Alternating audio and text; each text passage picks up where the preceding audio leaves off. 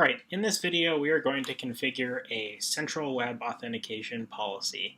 And we're going to first use or create a hotspot page because that is the easiest one to start off with initially. So, where would I use a hotspot page? This could be used in places such as a coffee shop, or maybe at a school where you just want to click to accept, or even dorms, college areas, anywhere you want to have guest users with just a splash page to click to accept. We can provide this within Meraki MR. However, if you wanted to have a centralized place for all of your reporting, whether it be Radius or web authentications, this is also another way to provide that access. So it's also easy to make it very customizable. So anyway, first things first, what we need to do is we're going to go to Work Centers, and we're going to go down to Guest Access and click on Guest Access here. So this gives you a good idea of an overview of what you would actually need to do to provide this page or this portal. Everything from configuring network devices to adding certificates. Keep in mind that certificates are required as it is an HTTPS page, not HTTP. So you would need to get a publicly signed certificate to make that available for guest users. Also adding in any other information here that's necessary. So to start with, let's go ahead and let's go to guest portals. We have some predefined guest portals here. I don't mind using the default portal for hotspot. The nice part about using the default portal is that you do not need to go through a lot of the really mundane configuration for the guest portal itself. And slowly but surely this will load. Here we go. Let's rename this to hotspot. And then we can just erase this description. And let's go into portal settings. So this portal is going to be served over 8443. That is very standard for any of the ICE web portals. You can change the port depending on the page. It could be useful if you're trying to differentiate, or if you needed to permit different types of access through a firewall where that's already utilized. Now, default portal certificate group. If you upload a certificate, you can assign it to a group, and it could be guest, it could be whatever you'd like to name it, and you would select that here. When the user clicks accept on the acceptable use policy, this is the guest endpoint identity group. We want to use guest endpoints. You can create another one or create your own. However, guest endpoints is the default and probably the best one to use. Now, when configuring the AUP, we can say that include an AUP page, and we can also require an access code. That access code could be just a little code that someone provided that's on the wall inside of a coffee shop, just to stop people from sitting outside the shop and having this makes them actually have to come in. We could also require scrolling to the end of the AUP. That actually is not a bad idea as well. It'll gray out the accept button until they click accept or until they scroll down to the bottom. We could also tell it that maybe we want to include a post-access banner page. So what this would do is pop up a banner right after they clicked accept, and you could put some information in there. Authentication success settings. You could tell it to give the authentication success page, or maybe let's redirect to meraki.cisco.com. Now, that's part one. Part two is actually customizing the portal. So we can actually come in here and we could say, we could actually name, let's just name this instead of hotspot portal, let's call this guest access. Then we want to leave this as acceptable use policy because that's fairly standard. You could also leave this as please read the acceptable use policy. And then here's actually the AUP itself. There's one that's pre-written by Cisco. It's pretty decent just for like a base AUP, but most of the time a customer should be providing their acceptable use policy for their guest access. But in the event they don't have one, this is a great way to make it happen. We could also customize the logo and the banner image. I don't really have a logo at this point that we want to customize with. We can go to setting, and here's where the settings where we require scrolling to the end, and we could also require that access code. Let's go ahead and put in this access code, and let's just make it Meraki. And when all is said and done, we can click Save. Now let's click this portal test URL. This is actually going to just give us a test page showing us the access to the guest portal. It's just taking a second to load, but we should have it here. So as you can see, that AUP actually fits in one window. There is no need to scroll, so that's not going to work out well. If we type in Meraki here and click Accept, it would redirect us. But instead of doing it this way, let's go ahead and, so we've saved this hotspot. Let's go ahead and create a policy and an SSID to take advantage of it. And then we can test with my iPad here. So once again, let's go to Authorization. And we're going to insert a new rule below. We're going to call this Guest Hotspot. We're going to say if, actually we want to leave this as any, and the conditions are, let's create a new condition. So we're going to say if the radius, or actually first let's do if, of course, let's just do device type first. As I kind of said, that is a necessary function to have in my opinion. So we'll say if device type equals MR, add an attribute value. We can also say if radius called station ID, and then we're going to say ends with because we only know that the last bit is going to match, and we'll call this ICE guest. And that should be good enough. And then let's add another attribute value, and let's just say, what could we add on here that would be handy? I could say network access, and I believe, actually we're going to leave it at that. We're going to leave it just as those two. And really, that's really all we need is just that we're saying, hey, if you are connecting to ICE guest from an MRAP, then we're going to actually create an authorization profile. Now, we don't have one created right now, so I'm going to make this as permit access. Technically, we probably should have created one of those prior to building this policy rule. So if in fact you were like working with a customer, we would just do disable on that rule so that nothing matches that and just permits access onto the network. Now the next portion of this is we can come in and we can do a policy, and we're going to go to result. This is where we specify that we're going to redirect to a guest auth page. So we're going to go to authorization, authorization profiles. We're going to click add. Let's call this hotspot. Hotspot redirect. We will go into web redirection, and we're going to say central web auth. Actually, we'll say hotspot. We're going to say an ACL. This is going to be an airspace ACL. So if we look here, let's just say this is going to be guest, and then the value is we're going to choose the hotspot portal that we created that I just renamed as hotspot. Now, keep in mind that the reason I said that DNS is a big deal is that if we don't specify the DNS information in our DNS server and the guest cannot resolve the ICE server by its DNS name, we would have to give us either a static IP, a host name, or an FQDN, which this could be like guest dot service. And in fact, let's see, should we do that? We could. Let's do that. Let's go ahead and do create another radius entry or DNS entry for radius. This will take a couple seconds.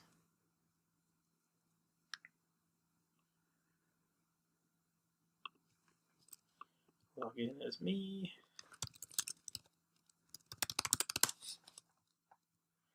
Let's go ahead and create a new one. It's handy, it's still up. All right, add that host. Done. Okay, so we just added a new DNS entry. Let's go ahead and ping guest.li.us, and we're getting responses from 10.10.1.36. Great. So let's just say that we want to use guest.alnet.us. Now, as you can see here, we have done the redirection, and we've said to use the static IP hostname fqdn of guest.alnet.us. And if you look down here, we're going to see the URL redirect ACL and the URL redirect of guest.alnet.us : port being the 8443, and then the rest of this information populating as the as with each client. So we're going to have a different session ID value, etc. in here. So let's go ahead and click submit. And let's go over to the policy and authorization. Let's go ahead and re-enable Guest Hotspot and change this to Hotspot Redirect. Now, one thing to remember is that this is not the only rule that we require to make things work properly. So part 2 of this is we need to create another rule. So let's duplicate above. And that allows us to use all of the same information duplicated. And then we're going to choose an endpoint identity group. So once the user clicks accept, they will be dropped into this guest endpoints group. We also want to say that once they've connected, that maybe we want to permit access. Now, that may not necessarily be the case. Maybe we want to, let's do guest accepted. Maybe we also want to apply an access accept with a guest policy. So let's backtrack here real quick, and let's also create another result in authorization and authorization profiles. We're going to call this guest accepted. What this is going to do now is we're going to send an access accept message, and let's go ahead and specify maybe we want to use airspace ACL name. So let's call this airspace ACL guest. That sounds good. And click submit. Okay, so guest accepted. Now policy authorization. Let's change this from permit access to, let's see, guest accepted, and save. Now there's a few things that we're going to need to configure from the dashboard side of things. First of all, let me go back into results here. Since we specified the same group policy being the ACL name of guest and then the access of guest, let's make those different so that they differentiate a different group policy. So if we go into hotspot redirect real quick, let's call this guest redirect and save. All right, great. Now let's go into dashboard. So we have our ICE radius SSID. We also have another one called ICE radius and one called Guest Hotspot. So let's go to Guest Hotspot real quick. Now, we want to, with our Guest Hotspot, we want to make it, or wait, we need to rename that, that's right. And let's see, what did we say that SSID would be called?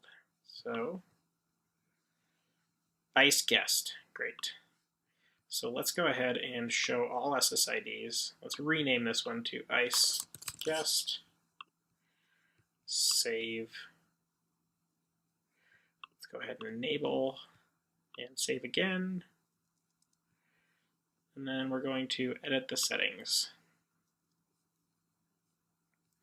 All right, so in this instance, we're actually going to, since this is just a web auth page, we don't want to have any encryption on the SSID. So we're going to do MAC-based access control.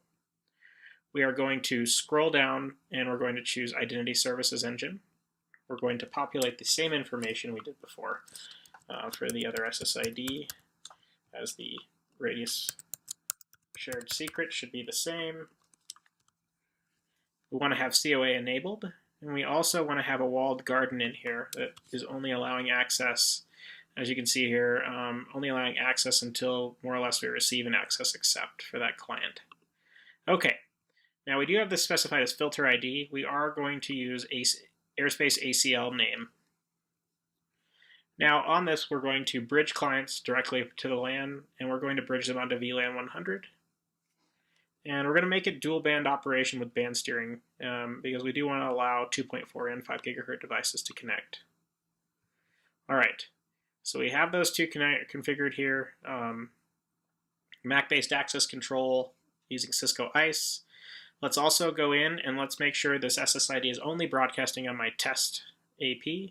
And it sure is. That's fantastic because I did not add my other APs to my network access devices, so probably would have failed authentication there. All right, so this has been saved. Let's go ahead and go to Radius Live Logs, and let's pull up my tablet. This will take a second.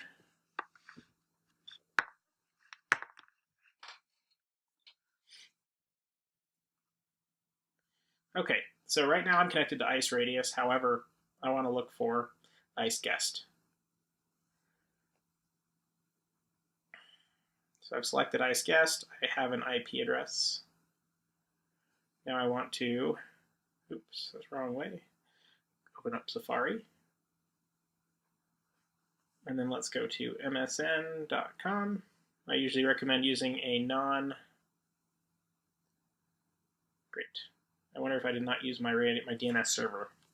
Troubleshoot part 1. So I probably received a DNS server that does not have the entry. Yep, DNS is open DNS. That's not going to work. So let's go ahead and we can either make a change and we can, from the security appliance, and I believe DHCP, I could specify a different DNS server, or what I could do instead is let's go back into that SSID and let's map it to a VLAN that currently has the right DNS.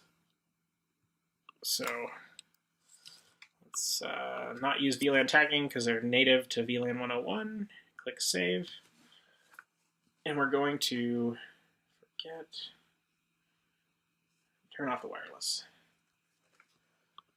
Okay, let's try that again. All right, here's ICE Guest again.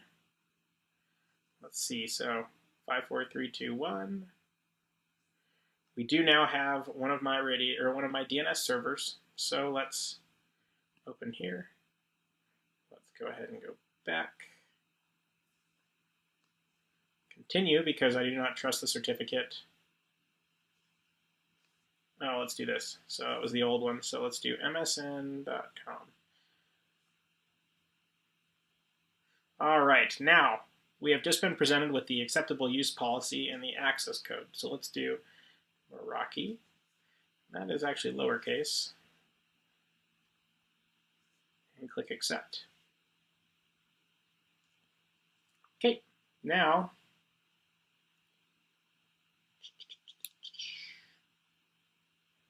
we should see that we're redirecting to meraki.cisco.com. And we're done. So that is more or less the configuration that should be applied. One thing I did not show is that I do have some of the group policies pre-configured. So when we responded with guest, so let's type in iPad. We'll go to this iPad here. Actually, wait, which one is it? I don't remember. It does not look like the correct one, as that's the wrong SSID. Let's go back. Here we are. Okay. I do not actually see a policy applied here yet. Let's find out. Guest, authorized, network-wide group policy. Let's make sure those group policies exist. So we do have guest redirect configured here.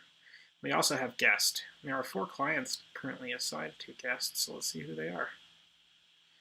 Now, 1 device. Let's go all, iPad. There we go. It just took a minute to update. So as you can see here, when I went through the policy, I responded back with a filter ID for guests, and I have a couple things, blocking access and rate limiting. So just to review the guest redirect group policy, one of the things you want to do in a guest redirect policy is initially that guest should only be allowed to get to the ICE server. And we also want to permit DNS. We want to block everything else. And then really that's all that guest redirect group policy is. And then if we look at the guest policy, I have also permitted access to ICE. And the reason I permit access to ICE is that I need to make sure that if I have to re-authenticate a client, redirect them so that they can get posture assessed again, this needs to be in here. And then we also want to permit DNS because we want to allow internal or access to our internal DNS server, but we want to block anything else internal and permit everything else. I also have a custom bandwidth shaping policy that we could set differently depending on the guest user, for instance, or guest type. But either way, all of those are configured. And so let's go back to our ICE server and let's look here. So as you can see, we had a guest authentication here. And actually more specifically, you can see here's a hotspot redirect. So let's click on that one first. And we're going to click on, oh, that's always great. Let's see, hotspot redirect, and here's our guest access. That's what it was. Okay, so first let's look at the hotspot redirect. So as you can see, I was not in the guest endpoints group. I received the hotspot redirect. I did also match the MAB rule, which is great. But okay, so let's scroll down here and we can see that the user type is a host. Username is the MAC address of the device. We can see that it is profiled, but it's not in an identity group that is static. We can also see it was done through MAB. It was a call check, which is a service type for MAB lookup. And we can also see that the location is HQ, Meraki MR, wireless 802.11, and the auth profile we hit was hotspot redirect. Once I clicked access accept, we can see that I matched the guest accepted authorization result. We have a little bit more data on the endpoint profile as well. We also matched the authorization profile guest hotspot accepted. Now, one thing that you'll notice here is that the identity group previously was profiled, and now it is guest endpoints. And that is because we clicked accept, and it moves that MAC address into the guest endpoints identity group.